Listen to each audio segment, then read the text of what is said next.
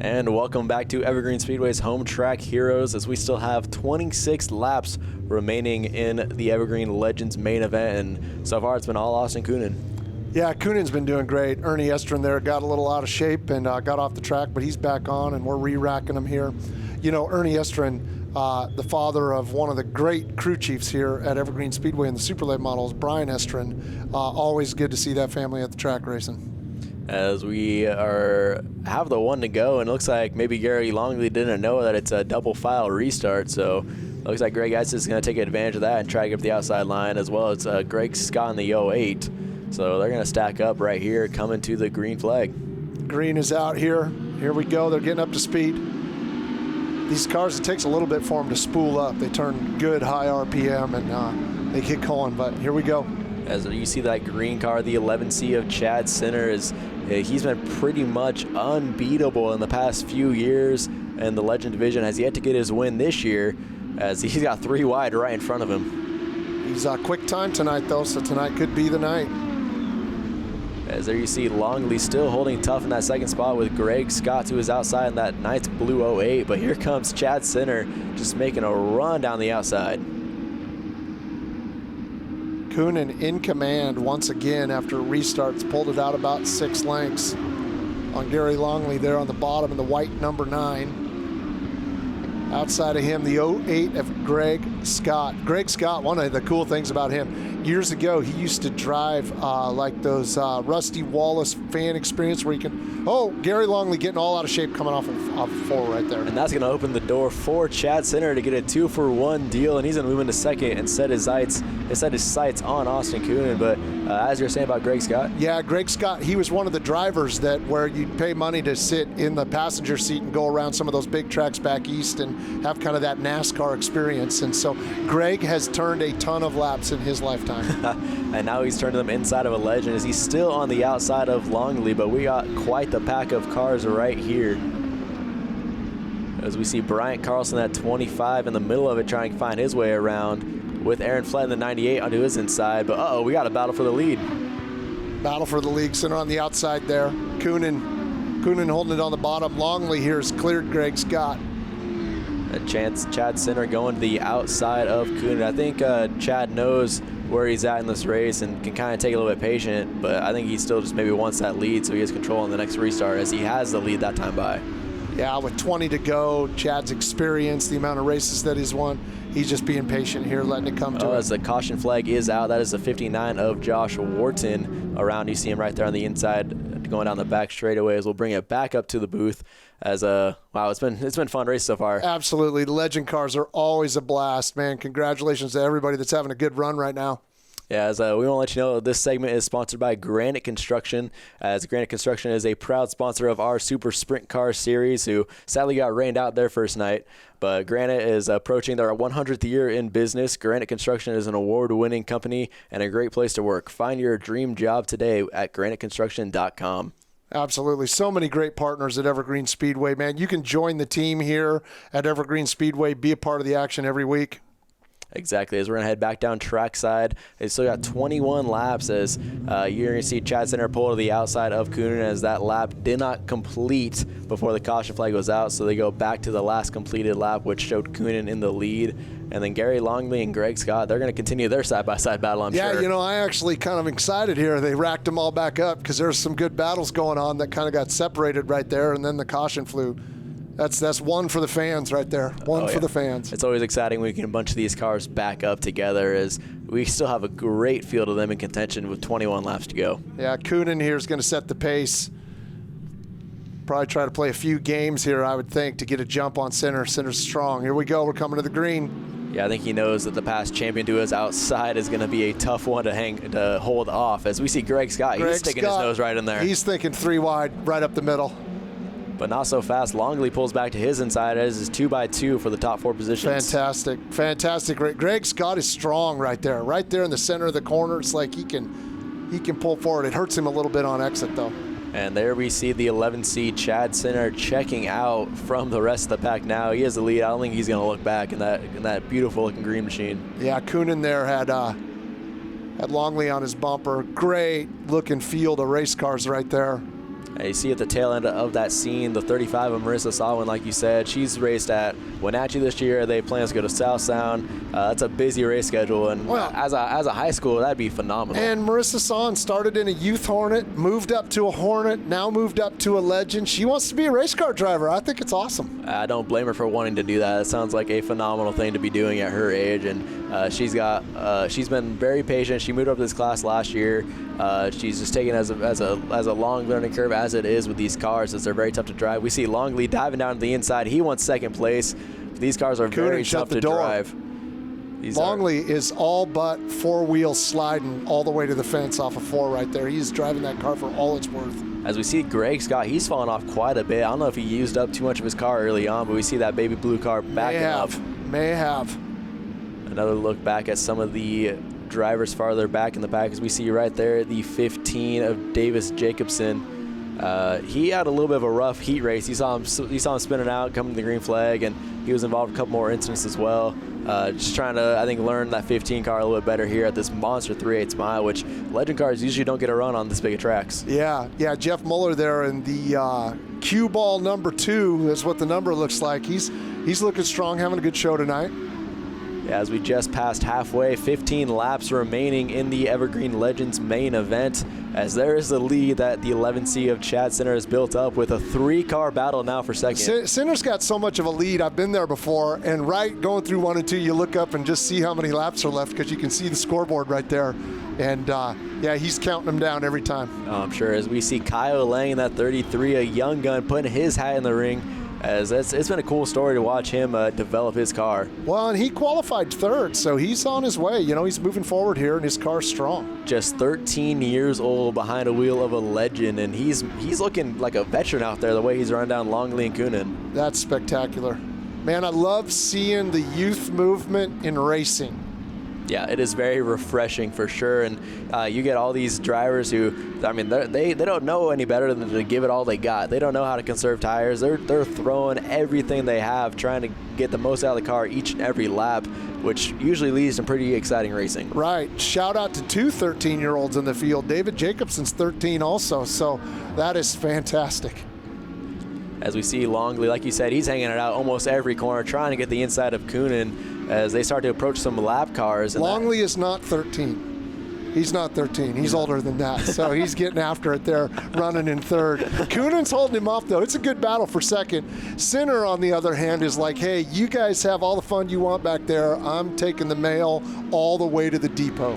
Yeah, he is checked out for sure. And he was in a great battle to start out the year. Chad Sinner was. It was a 4-car train going into turn number 1, and a lap car couldn't quite get out of the way enough because it was a fast train coming in. That sadly resulted. Oh no! There goes Coonan around. Coonan around. Your 2nd place driver. 2nd place around, pointing the wrong direction. I think I was talking about how lap traffic affected the leaders, and it just did again this race. Poor tough break for your 2nd place. Break. He led a bunch of this thing. Sinner got around him, and then he was in. Oh, here we go. We got a replay right here from Brandy. Oh, he Chavez. got pinched. Yeah, lap car just didn't know he was coming that quick. Brandy Chavez with the onboard footage.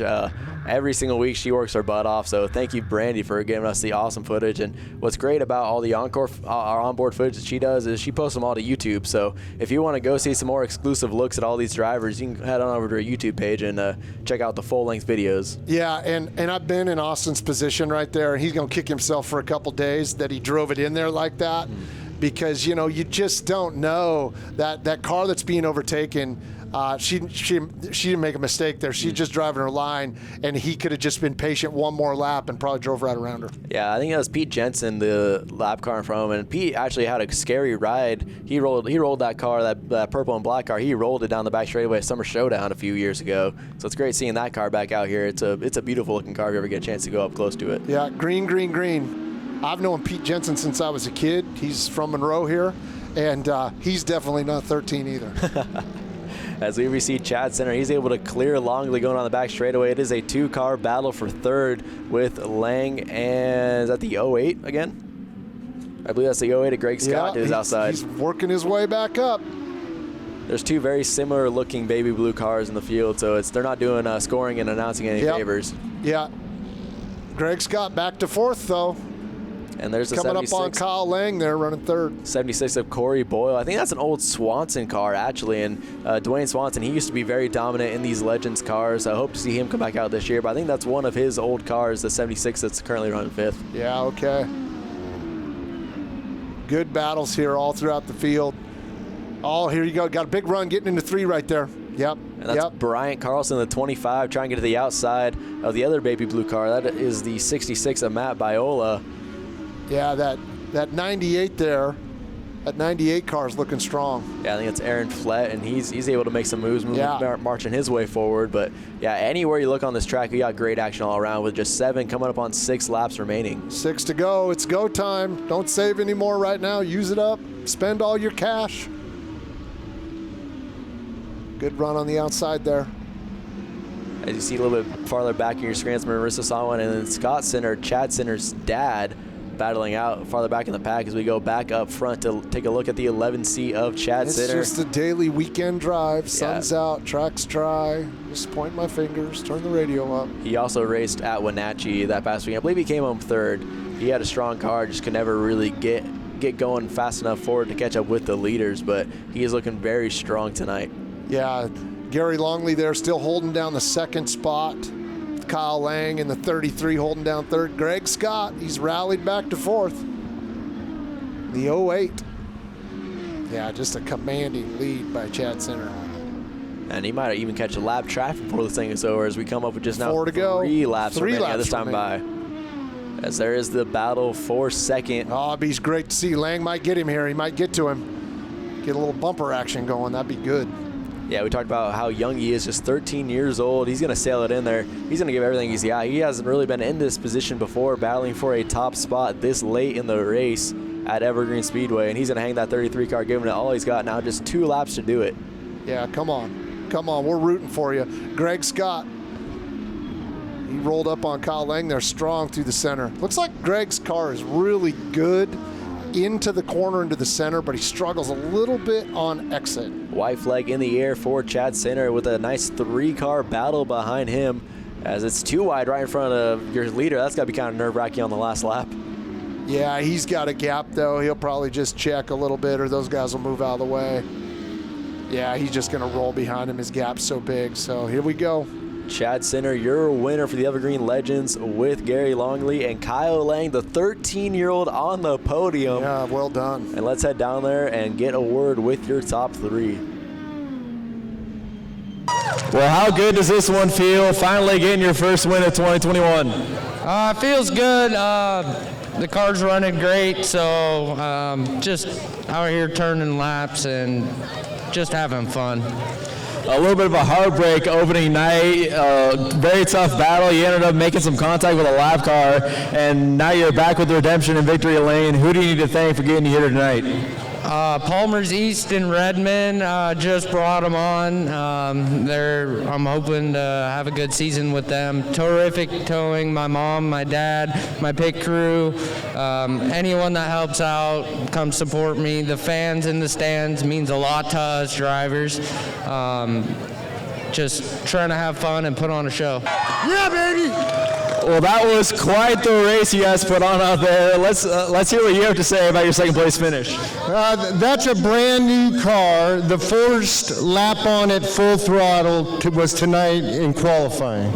So I'm really happy and just want to thank all the people that helped me and all the fans that come out here and get off your couch and come out and watch some racing. So who specifically got you here tonight?